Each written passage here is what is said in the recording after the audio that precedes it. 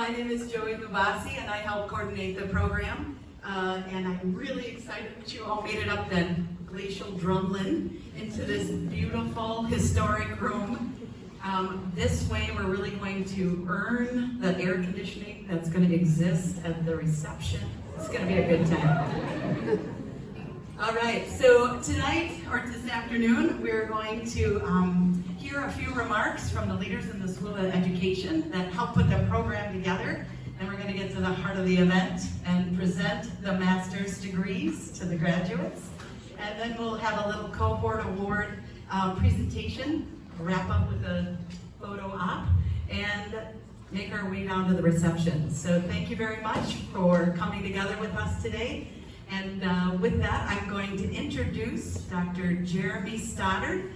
Starting from your orientation, he got to greet you virtually when we started last June, 14 months ago. Dr. Stoddard is the chair of the graduate program in the Department of Curriculum Instruction and the Social Studies faculty liaison. Hello, Jeremy.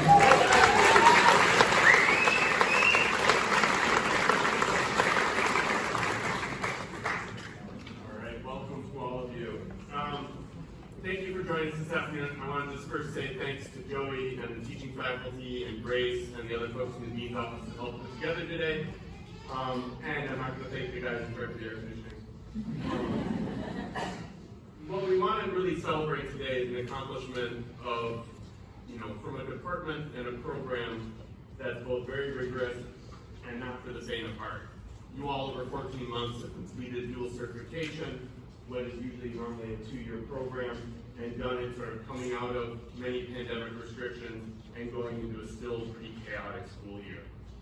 So as we begin here, I think we just want to say how proud we are, all of you, of making it through this program, of your accomplishments, and of what you're about to do. I'm also guessing that your first year of teaching will probably seem relatively easy compared to the last year in terms of the amount of work that you've accomplished. It's wonderful to be here today, and we have 83 students, which is the largest cohort in the 7 years that this program has been running, which is also fantastic. And as we begin, I just want to take a moment to acknowledge the history of this institution and the land on which it sits. One of the missions lately of the University of Wisconsin has been attempting to reconcile some of the historic past and oppression on the Ho-Chunk people and other indigenous peoples of Wisconsin. And so I'm going to read the sort of land acknowledgement statement of the university. So as I'm sure many of you are aware, and we're right near some sacred spaces actually here up on top of the Bascom Hill, UW-Madison occupies ancestral Ho-Chunk land, a place their nation is called Dejo since time memorial. In an 1832 treaty, the Ho-Chunk were forced to cede this territory. Decades of ethnic cleansing followed when both the federal and state government repeatedly but unsuccessfully sought to forcibly remove the Ho-Chunk from Wisconsin. This history of colonization informs our shared future of collaboration and innovation, which is a really sincere, I think, mission on the part of the university. Today, UW-Madison respects the inherent sovereignty of the Ho-Chunk Nation, along with the 11 other First Nations of Wisconsin. And at the School of Education, we continue to honor and learn from the past to shape a better future that you all are going to be part of going out into the field and to hopefully many of these schools in Wisconsin. As director of this program, I see firsthand the contributions and brilliance of our students, including those who all here, and so we're here to celebrate and congratulate you. My main job here, though, is to keep this short, and it is my pleasure to introduce you to the actual speaker for tonight, Dean of the School of Education, Diana Hess. Dean Hess is the Karen A. Falk Distinguished Chair of Education and a member of the National Academy of Education. In her 7 years as Dean, she has built upon the foundation of this excellent School of Education with broad support across the arts, health, and education. As you might know, she's also a former high school social studies teacher who helped to develop and design this very program, and has continued to support the program greatly, including raising the money for the teacher pledge, which many of you have benefited from. So with that note, please join me in welcoming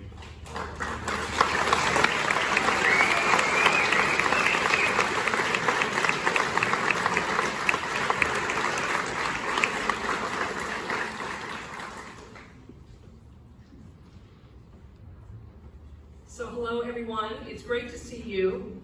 I want to welcome and thank all of the graduates, the the family, the friends, and the faculty and staff who are here with us today for this very special occasion. As Professor Stoddard mentioned, I'm really proud to be the 9th Dean of the School of Education, and in particular, I'm proud to be the Dean of a School of Education that has for the last 9 years ranked in the top 5 out of 350 schools of education in the nation. And this program, the program that you are graduating from, last year was ranked number 2 in the nation. And quite frankly, I know the number 1 program.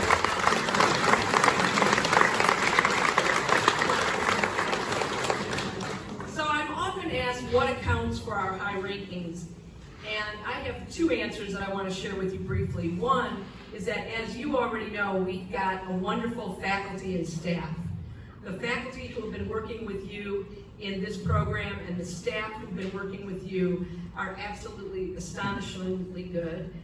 I don't want to go through all the names because I would forget somebody and then feel bad, but I do want to call out one name, which is Joe.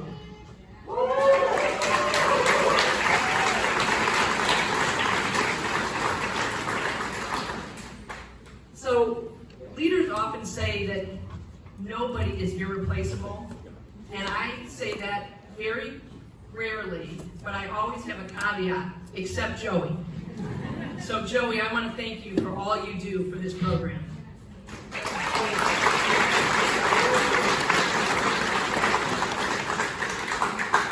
Another reason why our programs are so highly ranked is that we are focused on innovation, and I want to talk briefly about 3 ways in which innovation has affected this program.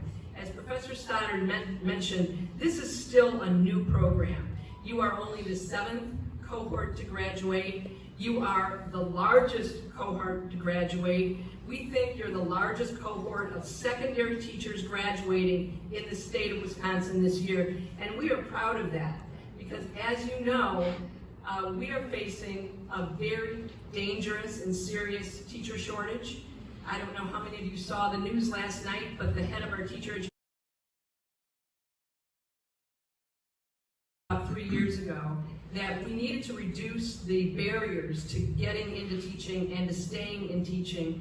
And we also wanted to provide an incentive for people to stay in Wisconsin to teach, because this is first and foremost a public institution, and we have a commitment to this state. We've got a commitment to the nation, but this state in particular.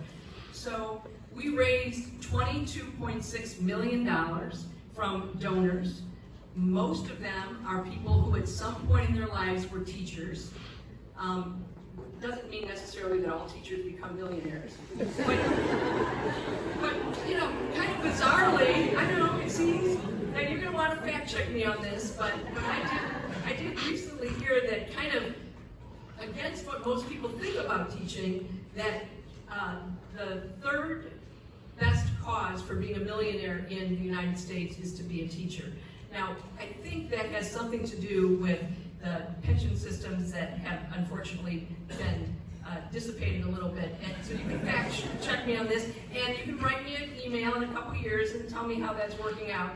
But of course, we know that most of you going into teaching, you're predominantly not going into teaching because you're interested in making a lot of money, but we were interested in making sure that we reduce the barriers to going into teaching. So here's what we say. We pledge to pay the in-state tuition, testing fees of any student in our 13 different teacher education programs if you pledge to stay and to teach for 3 or 4 years. This is the only program of its kind in the United States. We're researching it to see whether it works. I think based on what we're seeing already, it is working. We've got people coming into our programs in numbers that we haven't seen in the past. Here's an example. We have a huge group of freshmen coming into UW-Madison this year. It is, I think, going to be something like 8,700 students, and that's about 1,000 more than it was when I started here as a faculty member. And we have 40% more students saying they want to be elementary education teachers, which is an undergraduate program, than we had last year. And I think that's astonishing. It's really good news, and I think in part it's because of the teacher pledge. The other thing that we're doing that I think is innovative and is going to affect you next summer is trying to ensure that we provide opportunities for people who are in their first years of teaching to come back together to get some high-quality professional development. So last week, we had all sorts of teachers from all over the state here for the very first Early Career Teaching Institute. We had great swag. I'm going to hold it up for you.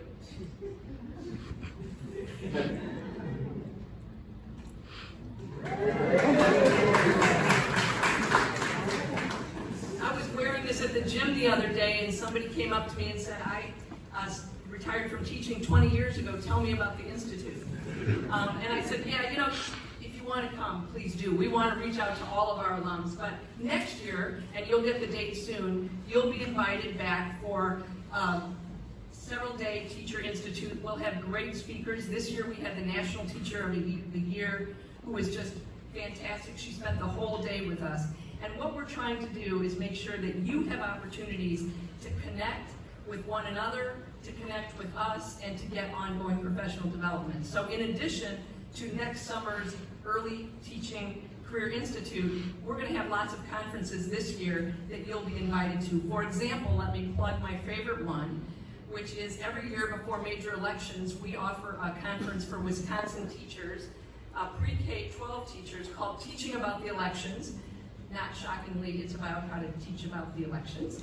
And that's coming up September 24th, and you will all be invited to attend, and we hope to see you there. So that's 3 ways in which we are seeking to be innovative. I want to talk just briefly about why I think it's such a great thing to go into teaching, even at a time when I recognize teaching is difficult. It is more difficult than it was when I went into teaching a number of years ago. The first is that we need your skills. Teaching is one of the largest professions in the United States. You join 3.7 million teachers, and there are about 60 million young people in public schools in the United States. We heard a lot during the pandemic about essential workers. And as I was listening to all the talk about these unbelievable workers in healthcare and in other fields, one of the things that was clear to me is that teachers are essential workers. And you're essential because there is absolutely no way this society can function without really great teachers and really great schools. I'm really focused on the connection between democracy and schooling. It's what I have researched for many decades. And what I know to be the case is that it's impossible to have a democracy that survives and thrives without great schools and great teachers. So teachers are essential. Another great thing about teaching is going to seem a little weird. It's hard. Now you know that already because you've experienced that. I've had a number of jobs since being a high school teacher. That one was the hardest one. As a matter of fact, today we have the new chancellor joining us, and so we had this big ice cream social on Bascom Hill, and I was standing next to the Dean of Letters and Science, who's a world-class astronomer.